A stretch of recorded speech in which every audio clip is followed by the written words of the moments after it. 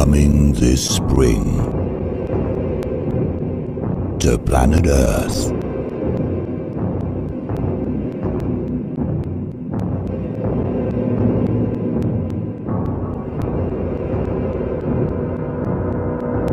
Prepare yourselves.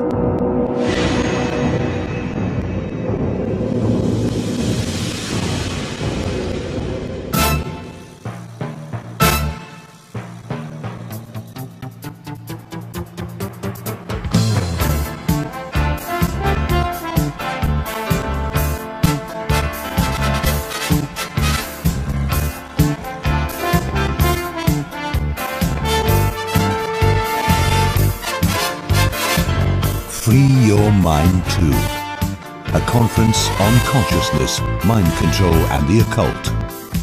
Held in Philadelphia, Pennsylvania on April 25th, 26th, and 27th, 2013.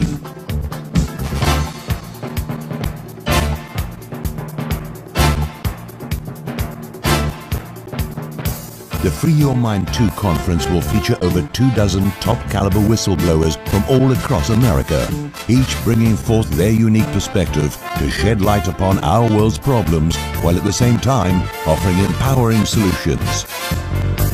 We are proud to announce that the venue for Free Your Mind 2 will be the beautiful Arch Street Meeting House in the historic district of the city.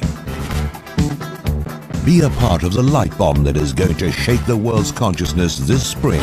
Reserve your tickets today and visit www.freeyourmindconference.com. Hello and welcome to the Free Your Mind 12-hour conspiracy marathon. Today we're going to blow your mind. We're going to go to conscious levels of cosmic scales. You better believe this is going to be out of this world. Today we are interviewing many of the guests from the Free Your Mind 2 conference. Sponsor a speaker, $1,500 or more if you're really up there and want to really jump in on this. You get the VIP treatment throughout the Free Your Mind 2 conference. You get introduced as a guest of honor at the speaker meet and greet. You get the ARC drive, you get the radionic zapper, and everything else I've mentioned, along with the DVDs and as much love and everything that we can give you along the way. So that's $1,500 and above. So all of those are listed on the freeyourmindconference.com website, along with the chip-in, where you can just go right there with your PayPal. Or if you do not have a PayPal or you don't like to use it, you can go straight through the phone lines. So 215-500-0354 is the number that you want to call for that. And I believe we have Cathy and Mark on the line here, Frater. Oh, man, I am so excited. This is amazing. I just want to say that I am truly honored to be a part of all this, and I agree with Freeman. This is going to go above and beyond with all the great guests, and I want to thank everybody who's been a part of this. So take it away, Freeman. All right. Well, welcome to the show. Thanks. I appreciate it, my friend.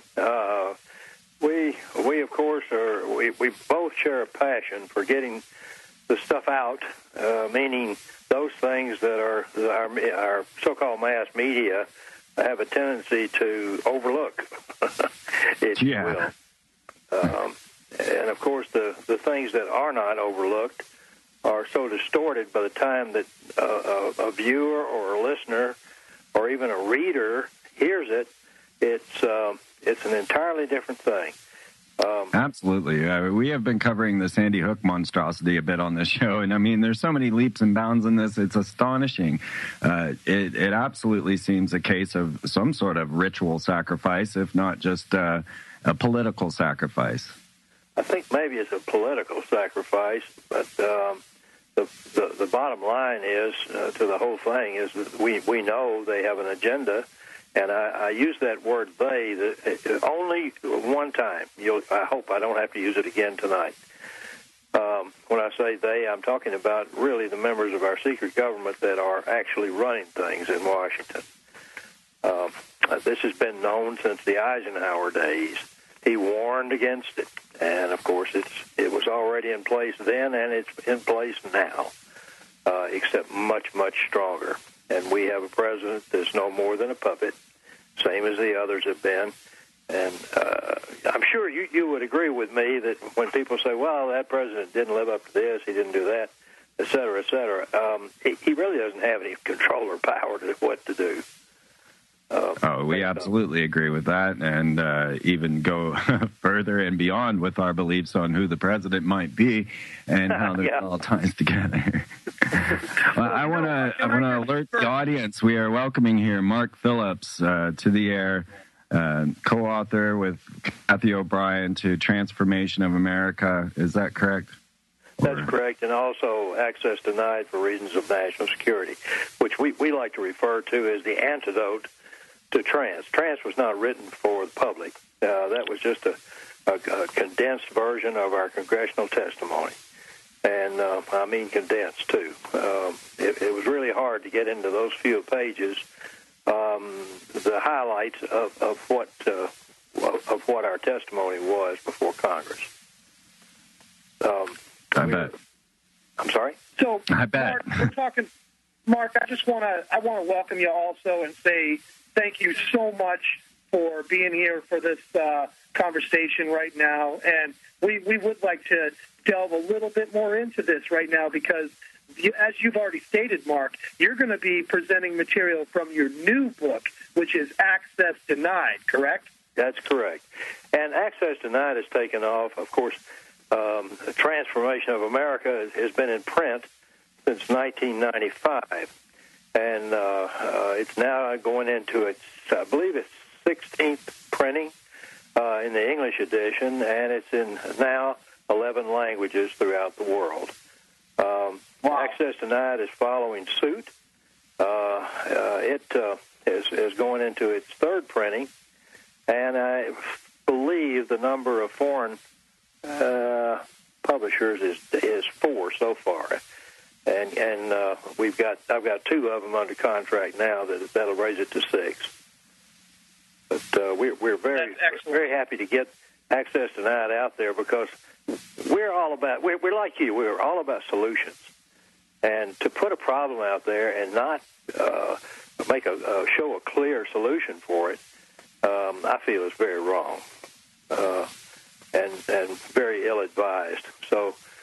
We do have a solution, and the solution, of course, is awareness and knowledge.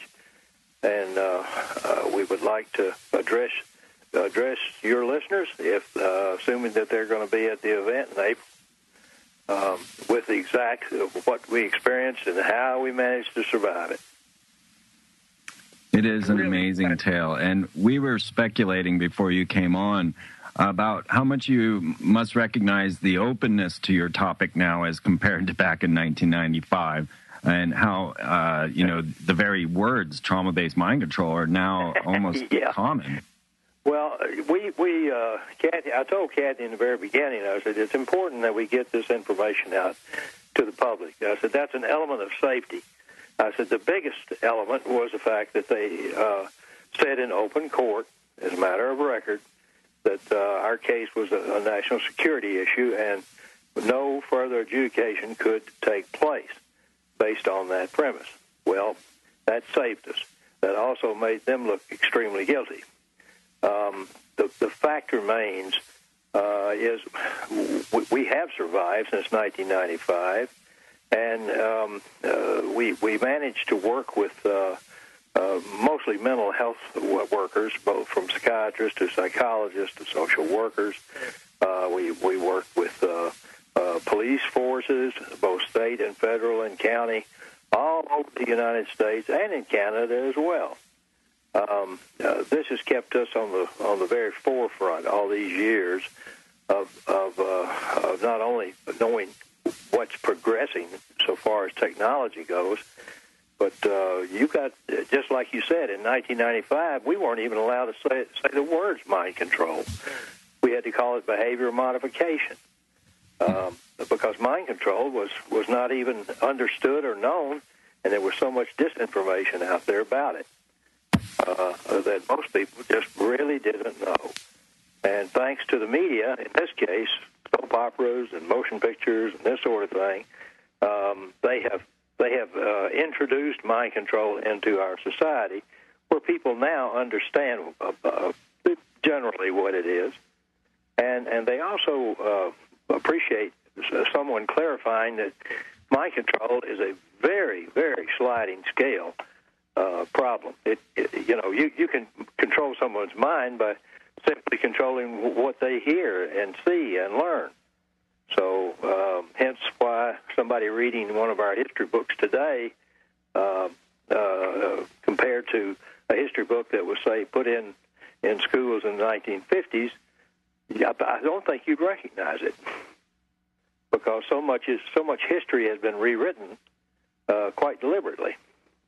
So that's one form of mind control, and it's a very powerful form, because socially engineering a populace using the medias is perhaps the easiest, simplest way to get people to just become apathetical and turn their backs on what's happening in front of their faces.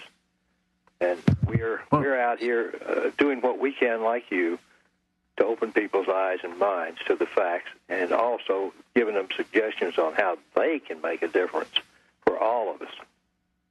Does it appear to you that pop culture is now using mind control as a form of art? As a form of art, you say? Well, as if we see in their music videos, they often show representations of what we've learned about trauma-based mind control as part of their performances. Well, such as a Lady lot Gaga of that is just introduced in there. I've made a living for us as a script writer and a script treatment writer for some major motion pictures, and I won't get into those at all. But excuse me. So far as it being in the arts, and it is very prevalent, I believe in most instances it's kind of like when you go to a movie, the first thing you're going to see is a real harsh, traumatic event. It always happens that way. Death of the mother, right off the bat. Any Disney movie. It's right up front in your face. They're going to have the most traumatic moment of the entire film. Just watch Finding Nemo. They're locked in. So, yes, it's used. I totally agree with that. Right. Yeah, it's popularized. Are you still there, Frater? Yes, I am. I'm just sitting here wrapped, just listening to what Mark's saying. I'm just jazzed. I'll tell you. Well, mind control is a very, very, very large subject. And, of course, the type of mind control Cathy and her daughter were subjected to was actually a combination of some forms of the early technological types. But those types are not even used anymore, to my knowledge. And, of course, trauma-based mind control, we found evidence, the CIA has found evidence decades ago of drawings inside of French caves that were, somewhere in the neighborhood of 7,000 or 8,000 years old. Some dated older than that, where the complete formula for mind control was done in pictures, in pictographs, all over the caves. Wow. So, mind control is not new, but when religions got a hold of it, and when governments got a hold of it, it became the number one form of control of the masses. And we predicted, matter of fact, it's in our testimony, I predicted that by the year 2000, mind control would become the largest weapon of mass destruction known to man, because it's impossible to see. Right. For the vast majority of people, it's impossible to detect. That's why you have all these people blowing themselves up. And when they blow themselves up, they don't just kill themselves, they kill everybody around them. Well, so you've seen this scenario. We've got Loeffner, we got Holmes, we've got Lanza, these guys going off, seemingly rogue attack lone nut killers, although H1 has been shown to have at least one, if not two or three, accomplices in there, in the Aurora shooting, in the Sandy Hook shooting, and in the Gabriel Giffords shooting. Each time we find manipulating hands behind these people, and then we've, of course, got the suicide at the end of the scenario so that there's no answers. Yeah. Well, I totally agree. And even though I wasn't a witness to it or a party to any of these things, nor did I know about them in advance, I did know that from my membership in a very large organization that takes in all of the world's intelligence community members that are retired, and some of them still active. But nevertheless, this organization sent out a notice to me back in, I guess it was May or June of last year, stating that there would be efforts in concert with the United States government and its intelligence services to help stimulate the masses into buying into the fact that America needs to be disarmed. Well, of course, that's the strongest subject going on right now. I went to a gun show with my son last weekend, and I was absolutely horrified over the fact that the line to people wanting to get into this gun show, which normally has about 450, 500 tables, the line stretched for well over a mile, and these were two to three people abreast. And normally, one of those events attracts about three persons for every table, or roughly 1,200. And of course, they were having to keep people from going in because of the fire marshal. I mean, people couldn't move in there, much less see anything to buy. So it was a real experience to see people that frightened. But I mean, I'm talking about, obviously that's what the fear drove them in there, and it's the fear of losing our Second Amendment right. And I frankly don't blame them. And amazingly, in an opposite type of scenario after 9/11, as I questioned the New Yorkers on, if they were dropping to their knees for backfires, I got the explanation that no, all of a sudden it seemed as if they had been bonded and unified, and everyone was actually talking to one another on the streets and whatnot. They had gotten the opposite effect out of people. That's exactly right. That's exactly right. The vast majority of these, quote, lone nut killers, I mean, it doesn't take much with now that we have internet. It doesn't take much for someone with just basic research skills to find out that these people had either just come out of the intelligence community associated with the military, or that their parents or parent, their caregiver, was military intelligence or a high-ranking military officer, and the list goes on and on and on. Yeah, two of them were neuroscientists. Goes back to the government. Yeah, two of them were actually neuroscientists. So exactly. Yeah. Well, an excellent point, which is scarier than crap.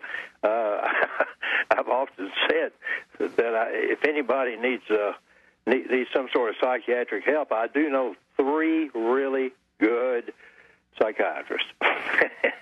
Now, that's three. And I've worked with thousands all over the world. And I would put three in that category, and two of them are right here in the United States. These people are not drug pushers or drug peddlers like 99.9% of psychiatrists are. Well, this is a great point, Mark, that you're making. This is the dialogue that should be being had in America, as opposed to gun control. It should be pharmaceutical drug control, and how these drugs are not helping people, and how the APA, like you said, the American Psychiatric Association, has some serious things to answer for, some responsibilities out here that nobody is drawing any attention to. I know. And it's because it's an absolute fact. There have been a number of books. Dr. Colin Ross, a psychiatrist from Canada that I've worked with and hold in high esteem, even though we don't agree on everything as far as treatment modalities go. But and he and a Dr. Peter Bregan, who was Bregan was the author of Toxic Psychiatry, and I wished every high school student that was required reading, and of course, Dr. The other things that Dr. Bregan has done for enlightening the community is he has the respect of his peers. So his peers, after reading that book, they have opened their eyes. So they began to question things. And when DSM-4 was that's the diagnostic manual that all psychologists and psychiatrists and social workers within mental health use to diagnose. The issue of mind control, of course, raised its head again, and the only part of mind control that they could get in was was something that's not related to mind control at all. It just happens to occur usually with it, and that's post-traumatic stress disorder.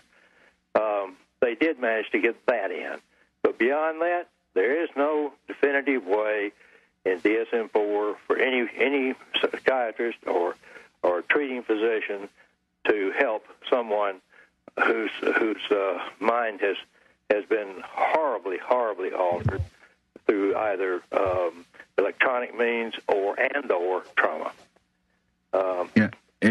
If people wanted to see, now I have read Fritz Springmeier's How to Create Your Own Undetectable Mind Control Slave formula, and then watched the movie. Why is it going to slip my mind right as I'm about to state it? With Ashton Kutcher, it just. Butterfly Effect jumped out of my mind. Was there the entire time. The Butterfly Effect, the movie with Ashton Kutcher, is step by step ABC what Fritz Springmeier outlines as trauma-based mind control, and of course it's pedophilia, it's ritual abuse, it's horrific things. And it's a movie, It's like it's made into popular culture. Well, there are a whole lot of others as well. And, for instance, the Batman series, if you're aware of that, the Batman series goes into quite a bit of detail when it comes to the fact that this Riddler was suffering from a personality disorder that indeed was nothing. Of course, back in those times, they believed in calling it multiple personality disorder. There is actually no such thing as multiple personalities. That was a bad misdiagnosis many years ago. You only have one personality. It gets fragmented and compartmentalized, and that's what's going on. So the idea of Britney Spears speaking in many different forms of herself, being the British Britney or the... Yeah, Britney Spears is another classic example of what happens when they use these people as cash cows. Mind control in Hollywood is just rampant, and always has been. You remember there was a movie out, it was one of the first talkie movies, many years ago, called Trilby, and Trilby was a lady or young girl, beautiful young girl, who was a singer, and she had this evil handler and controller who was a hypnotist. Well, that was almost 100 years ago, my friend. Right. Yeah. That's amazing. That's amazing. Yeah. So, I mean, it's not like this is new. There's nothing new at all other than some of the technologies that they have now. They have absolutely no reason to institute trauma.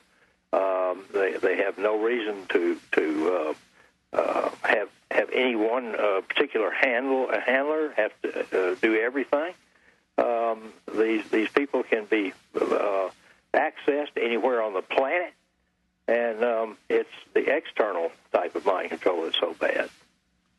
Now, in speaking on solutions, one thing that Cathy had brought up, and I don't know if she's on with us or going to come on. Yes, she is. As a matter of fact, I've got 1.5 more minutes before I get her. I see. Okay. Then I'll just save that for a moment later, because there's some serious questions here dealing with Lindsay Lohan and her calls to Al Gore. But beyond that, the possibilities of us escaping Why would this. Lindsay Lohan call Al Gore? Oh, she did. Yeah, she did. Nobody would call Al Gore for anything that I know of. Oh, that whole story was crazy. I mean, when you start looking at this stuff, I uncovered using your guys' knowledge the Anna Nicole ritual way back in the day. And, using what you have shown me, I was able to express to people what had happened to poor Anna Nicole. Because so often the blame goes on the victim. Hold on just 1 minute. I've got to... I want to also say, Mark, thank you so much because I feel like you both have had such an impact on my education as well. So I just want to take the opportunity to thank you, sir, personally, for the work you've done. Oh, no. My role in all this is the fact that I was educated well and was trained well. And once I got over the part of having to talk publicly about stuff that I would never talk about publicly, the rest of it was easy. And people say, well, Mark, why don't you use notes when you talk? I said, well, if you look at, say, 50 presentations from over a span of 15, 20 years, find one place where I've contradicted myself, just one, and please tell me about it. Right on. So it's easy to tell the truth. It's almost, it's to tell a lie over and over and over again, you'll eventually believe it yourself and get away with it maybe. But when you're faced with having to talk about a lot of issues and a lot of things, you can make changes in those things by your brain just changing it. And that's what liars are always caught up with eventually. So right. That is what's going on. And this is Mark Phillips, everyone. You're hearing him right here on the Free Your Mind 2 Conference Radio Marathon with Freeman and Freighter X. We're about to have Cathy. I'm on. Cathy's going to come on. Oh, and this is awesome. I just want to give out the number to anybody who wants to call in, 215-500-0354 for donations to the Free Your Mind Conference, 215-490-2772 as well. And now it is an honor to be here with Cathy O'Brien. Welcome so much to our little conversation. Thank you. We're certainly looking forward to your upcoming event, and Free Your Mind is what people need most of all right now. I'm going to step away from the line so you'll have a clear line, Cathy. All right. All right. All right. Thank you, honey. Yes. Thank you, Mark. Yeah, we look forward to seeing you, Mark, at the Free Your Mind Conference in April. It's going to be wonderful, and the time is just perfect for an event like this, and I'm excited at the prospects of opening some people's minds and expanding their thinking so they can see what is going on in the world today. People aren't as horrible as the media are making us appear, and it's just time for people to open their eyes and realize what's really happening. Mind control is the key. Thank you for saying that. Yes, absolutely. Hit it right on the head. And that's a message I hear Freeman speak, and I myself speak all the time, is that we have an inherent belief of the goodness of humanity, contrary to the media's assessment. Exactly. And, the social engineering that's gone on through the media has been really, I've had a view of the inside of this social engineering monster from my experience in MK Ultra mind control. And knowledge is our only defense against mind control, whether it's the kind of robotic mind control I endured, or it's the kind of social engineering that is going on today. All mind control is rooted in the way that the human brain functions. And when people have the facts and the keys to understand their own brains, to know their own truth, they're going to be able to see the truth that's going on around them and be able to discern it and fully understand it. For example, it's long since been known how the effects of trauma are on a human mind. When a person endures trauma, the brain automatically begins going into a hyper mode in one regard, where it's photographic on one level, and at the same time, there is a suggestibility that is heightened at that time, where the subconscious mind becomes just wide open. Like the conscious mind is just so overwhelmed that it's not doing anything rational. It leaves the subconscious mind open to be led. People got a good clue on this kind of thing. What happened 9/11? It's an event that traumatized the nation, and I'm sure everyone knows where they were and what they were doing when they found out what was happening, because that is a trauma that affects people on the deepest of levels and rendered them highly suggestible and easily led from that point. What I think that wasn't counted on at that time is the strength of the human spirit, because it is on that level, on the spirit level, where our strength is, that have brought people to the ability to be able to see beyond what they're being told and look to the truth. And I think everyone realizes that that certainly was a setup, that whole thing. So. Right. Wow, amazing. Everyone, Cathy O'Brien just did it all in 5 minutes. There you go, free your mind. I mean, you offered an explanation as to why trauma-based mind control is used, and then you offered a solution. It was amazing. I'm just so glad to be here. I am too. I'm so fortunate to have survived my ordeal, because working on a White House Pentagon level during the Reagan-Bush administration meant that I worked under the likes of Dick Cheney, who was in the Pentagon at the time. And having had to follow orders from him was a trauma in itself. You know, I mean, it's absolutely horrific. But it did give me an inside view into how there's a small handful of criminals that are in control of our government. It's the same handful of criminals that have been in control really throughout my lifetime. Mark and I have been speaking out on mind control now for over 20 years. And my experience with mind control began at birth, because I was born into a multi-generational incest-based family. And because my parents were sexually abused, they were sexually abusing me. And my father was very poor, was earning his living as a worm digger, until he found that he could make more money through the local Michigan Mafia pornography ring. I was born in 1957 in Muskegon, Michigan. And at that time, the child pornography was just really coming into being, and it was going through this the local Michigan Mafia pornography ring. My father definitely was earning more money that way, and by the time I was about 5 years old, we had a visit from a local politician who was involved in sanctioning this pornography ring.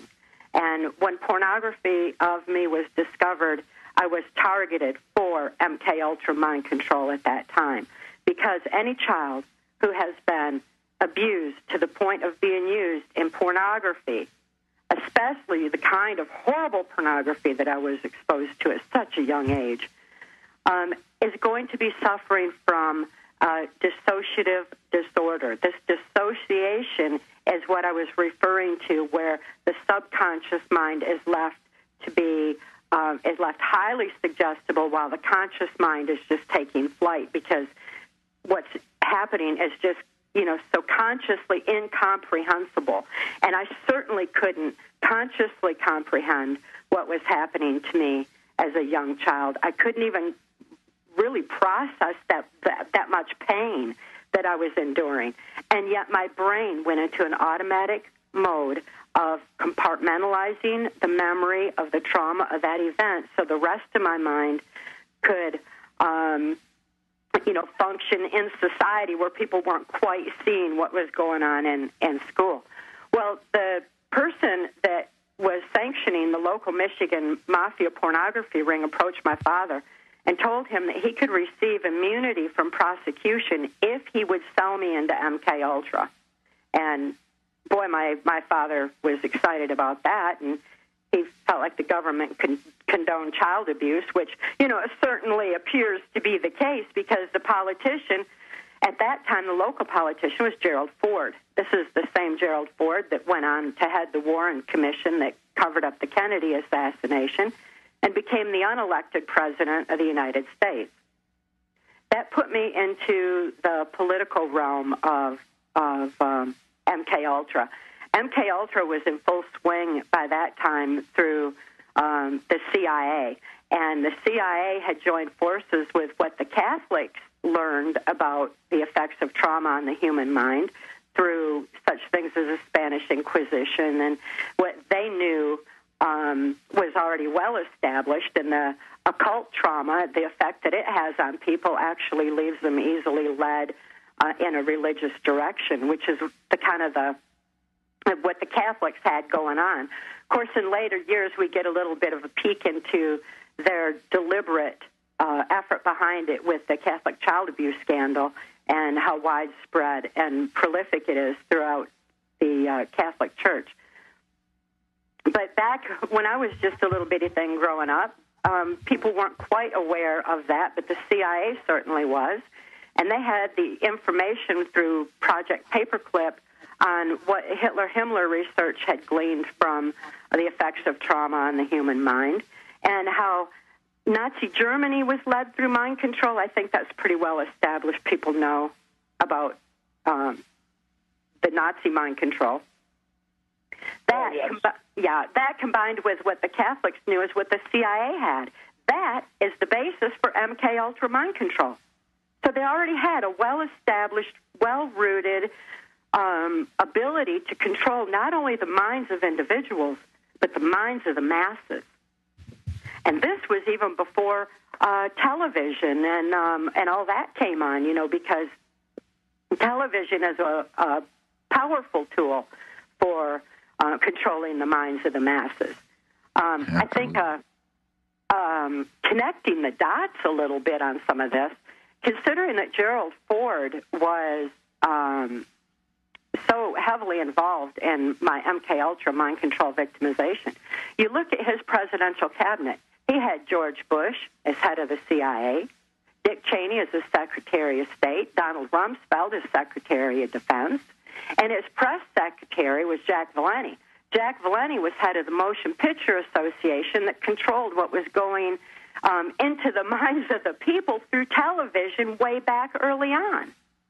So it's kind of getting a little bit clearer to see how deeply rooted this mind control mechanism is in our society. Well, we watched Werner von Braun working with Walt Disney, and you have no questions about this. We find out that he actually taught Joseph Goebbels how to do propaganda in cartoons, and Walt Disney was the head of the American Moral Movie Association. Yeah, that's so exciting for you to say that, because it's like how people are thinking now. They're getting it. Man, when Mark and I first started speaking out, over 20 years ago, it was right after he rescued my daughter and I from our mind control victimization. I couldn't no longer think for myself. I had endured so much trauma from childhood and so much deliberate trauma thereafter for controlling the mind, and military and NASA installations is where my programming went on. It was real high tech and, heavily established at that time. Mind control was still not so widely known in this country. People were being blindsided by it and didn't see it creeping into our society and sneaking in. So when Mark and I first started speaking out and trying to get help for my daughter, Kelly, people didn't know what we were talking about at first. And now people definitely have a point of reference for it. We're seeing what's happening to our military when they're coming back untreated from the wars with post-traumatic stress disorder of the highest level, definitely in need of help. And the training mechanisms that were used on the military, what back then, in my victimization years, and was called virtual reality. Of course, from there we went into video games because computerization was just really coming on strong and becoming a part of society to the point where, kids have video games now. And the first video games that were coming out were those that had been used to train our military. It was used to bypass critical analysis and pump it into the subconscious mind in a way where they could point and shoot without, stopping to care or wondering. Let's talk about a little more. A couple more levels of this programming that we have in our society because, video games, absolutely, the movies. But I had heard you once talk about fast food. And I remember Lindsay Lohan tweeting about, needing her McDonald's French fries. And I remember Britney Spears freaking out while she was in the institution needing these McDonald's French fries. Are these weapon systems involved in this as well? Fast food? Absolutely. Absolutely. Look who was head of Monsanto when aspartame, however people pronounce it, was put in our society. This artificial sweetener has a way of lowering critical analysis and dumbing down a population. And it has been put into our food system in a ridiculous level because it's even in a sugared candy bar. We have to have our artificial sweetener pumped in it because it's dumbing down our society.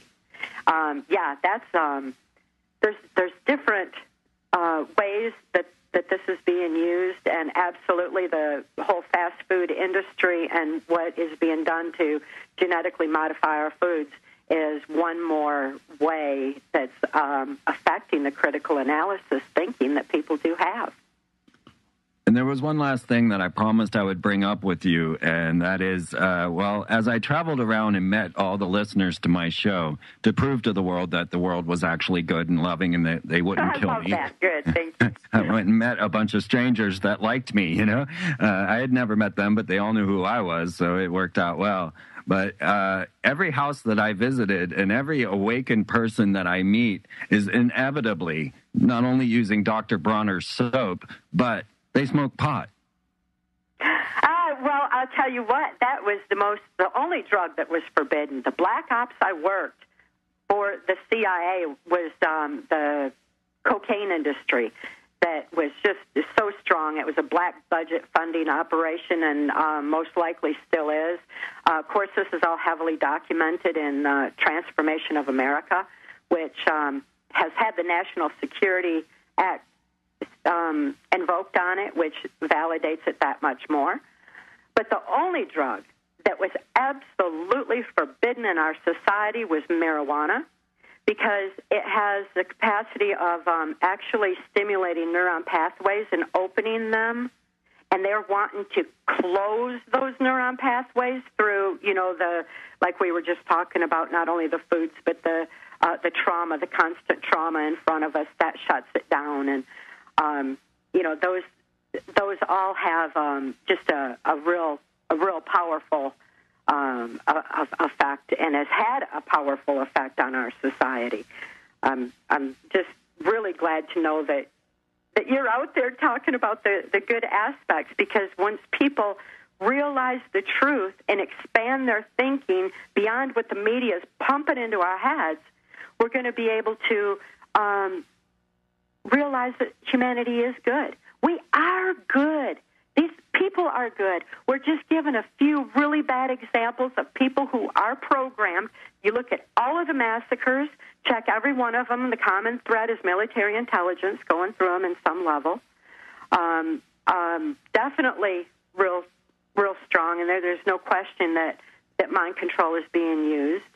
These aren't people that are just choosing to do this. These are people who are being controlled heavily the same way that I was.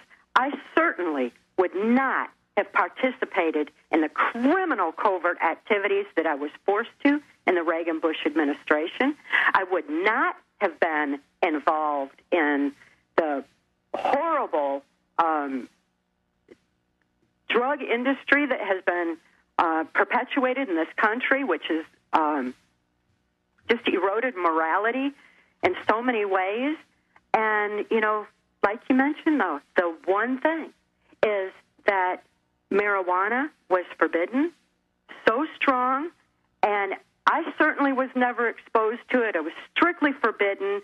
It is strictly forbidden in our military. And yet, at this point, there's a huge movement in our society where it's been being used medicinally. And that medicinal use is expanding into medicinal psychological use because they're finding that it's helping our soldiers with PTSD. It's helping people to be able to, to have the neuron pathways open back up, that mind expansion aspect of it. It's definitely just now coming to light, and with that, I think we're going to see a lot more awareness rising. Well, there you have it, folks, from the source, Cathy O'Brien. I mean, that's a lot of clarity there, and I think that I know I don't have a hard time agreeing with that at all, and I'm sure Freeman too. Yeah, like I said. No, go ahead. I'm sorry? No, please carry on. Oh, there's just so many details that would help, I think, probably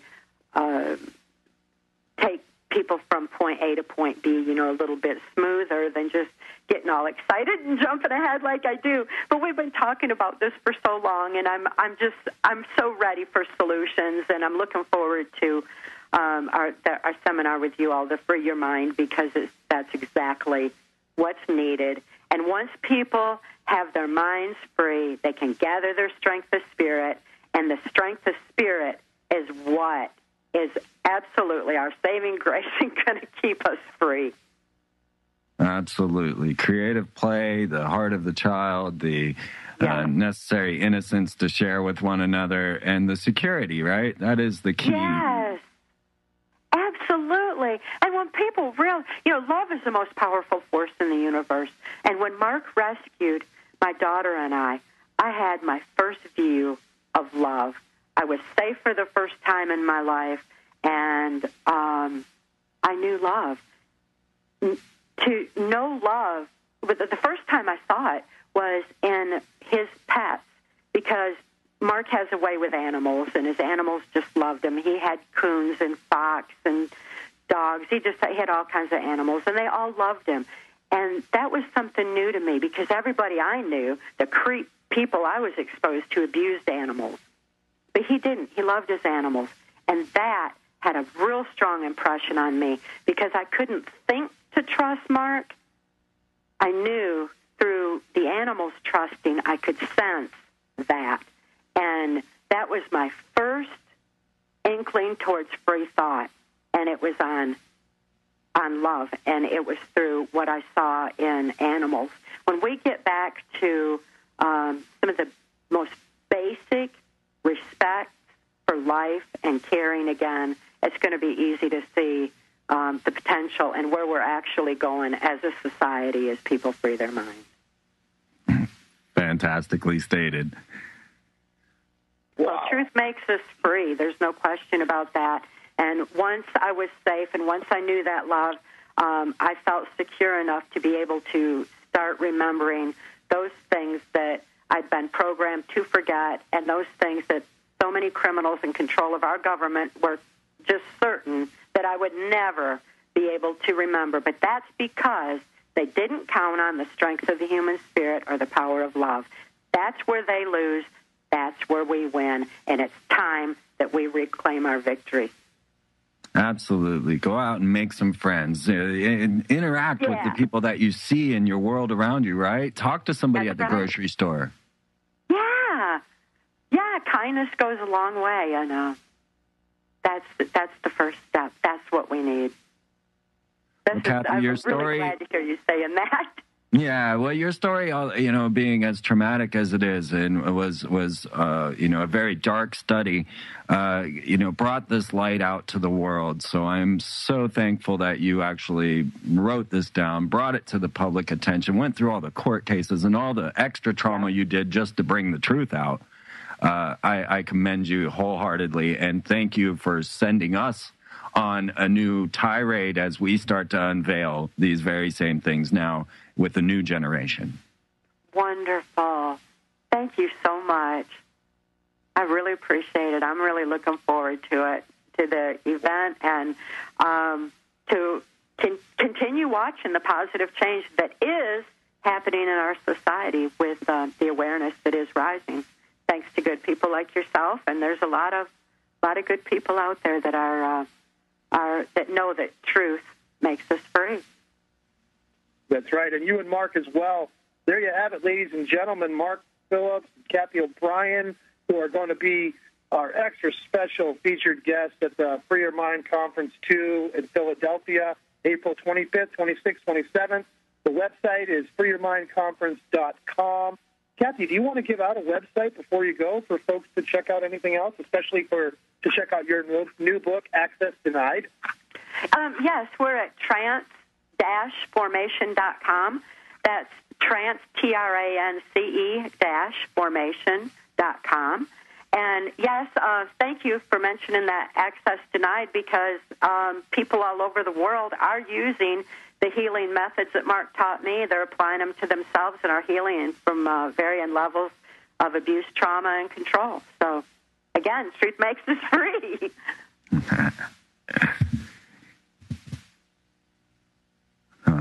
No, thank you. Yeah, I can't wait. I can't wait to just be talking with you and to see your presentation at the Free Your Mind too. So I want to give you a copy of our new magazine, Weird Stuff, that's going to go deep into a lot of what you covered, and I'd love to get your opinion on it. So maybe I can give you a pre-release, and I would love that. That would really make my day. Yeah, I would too. That'd be great. All right. That'd be great. All right. Thank you so much. Thank you, so Cathy. much, Cathy. Thank you, Mark, as well. And anybody, have a great evening. Thank you. Bye.